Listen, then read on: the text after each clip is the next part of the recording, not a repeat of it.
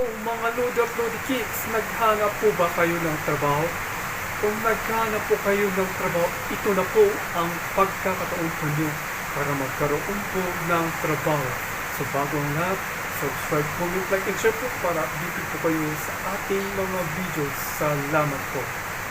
Okay, mga Lodi at Lodi Kids, kung isa ka sa mga naghanap po ng trabaho, ay ito na po ang pagkakantoan po nyo para magkaroon pa po ng trabaho, mga Lodi at Lodi Kids.